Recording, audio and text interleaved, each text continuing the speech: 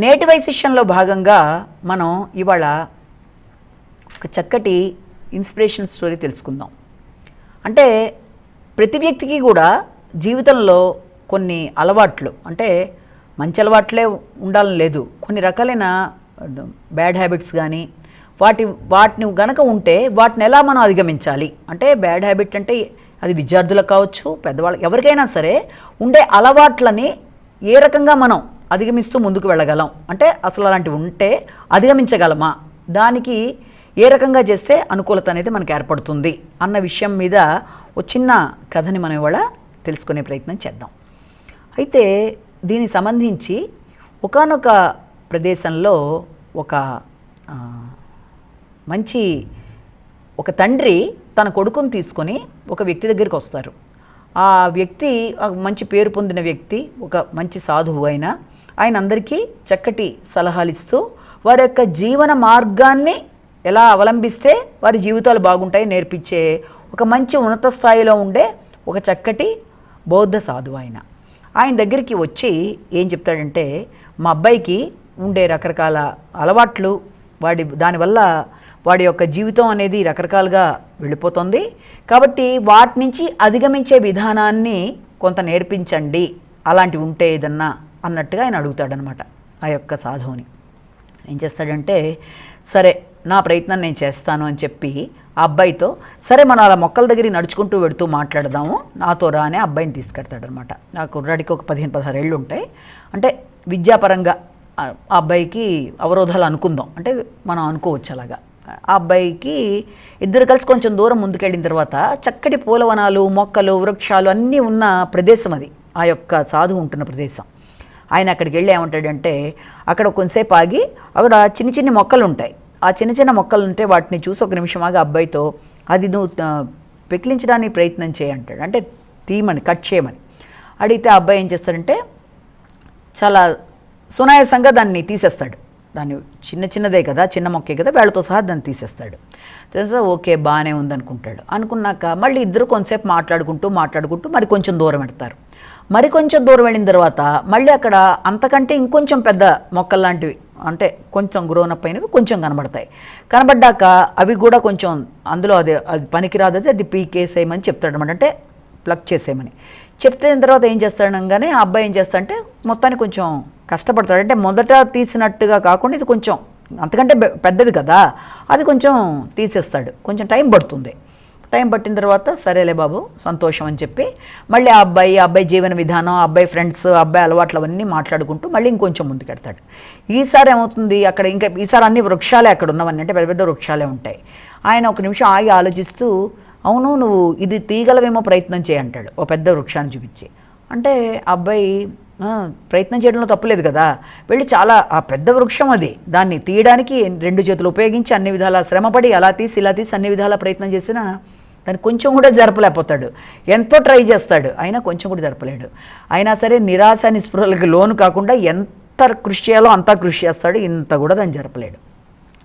అయితే అబ్బాయి, ఇంకా నేనేం చేయలేను గురువు గారు, ఇది నేను చేయడం నాకు అసాధ్యం, ఇది నేను చేయలేనిది, దీన్ని నేను పెకిలించలేను ఈ యొక్క వృక్షాన్ని అని చెప్తాడు కదా. అలాగే ఇప్పుడు నీకు కూడా నీ అలవాట్లు అనేవి ఉన్నాయి, అందుకే ఆ అలవాట్లని మనం ఇప్పుడు నీ దగ్గర నుంచి నేను ఇది చేసేయలేను కదా, స్టార్టింగ్లో ఉన్నప్పుడు వేరు, ఇప్పుడు నేను చేయలేను కదా ఇదంతాను అన్న విధానాన్ని ఎలా చేస్తే బాగుంటుందనేది నువ్వు ఆలోచించు అని ఆ అబ్బాయితో మాట్లాడడం మొదలు పెడతాడు.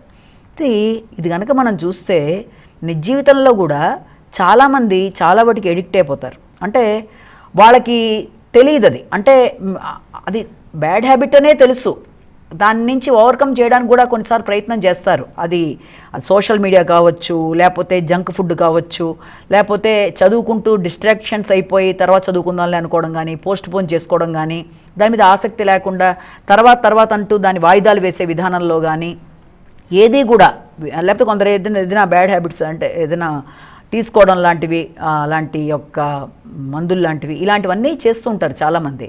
అప్పుడు వాళ్ళు కొన్ని సందర్భాల్లో అనుకుంటారంటే స్టార్టింగ్లో అది తప్పని వాళ్ళకి తెలుసు, అంటే నేను టైం వృధా చేస్తున్నాను, నేను అన్ని వాయిదా వేస్తున్నాను, నేను ఎక్కువ శాతం దీంట్లో ఉండిపోతున్నాను, ఏది ఈ యొక్క సోషల్ మీడియాలో, లేకపోతే ఎంతసేపు నేను ఎడిక్ట్ అయిపోయి కంప్యూటర్ వాటిలలో ఉండిపోయి నేను ఇలా చేస్తున్నాను అన్న విషయాలన్నీ వాళ్ళకి తెలిసినా వాళ్ళు ఏమనుకుంటారంటే స్టార్టింగ్లో, తర్వాత సర్లే తర్వాత నెమ్మదిగానే మార్చేసుకుందాం అన్నట్టుగా మళ్ళీ వాళ్ళే నచ్చ చెప్పుకొని వాళ్ళు మళ్ళీ అదే అలవాట్లో ముందుకెళ్ళిపోతూ ఉంటారు. అంటే వాళ్ళకి తెలుసు అది తప్పే అన్న విషయము తెలుసు, విద్య మీద కాన్సన్ట్రేట్ చేయటం లేదని తెలుసు, వేరే విధంగా వాళ్ళు ఇలాగా చేస్తున్నారని తెలిసిన సర్లే నా సమయానికి వాయిదా వేసేసి సరే తర్వాత చూద్దాంలే, ముందైతే ఇది బాగానే ఉంది కదా, ఆ లక్షణం కరెక్ట్ కాకపోయినా అది తప్పని తెలిసినా ఆ తప్పుని వాళ్ళకి అప్లికబుల్ చేసేసుకొని బాగానే ఉందనుకుంటూ ముందుకెళ్ళిపోతారు.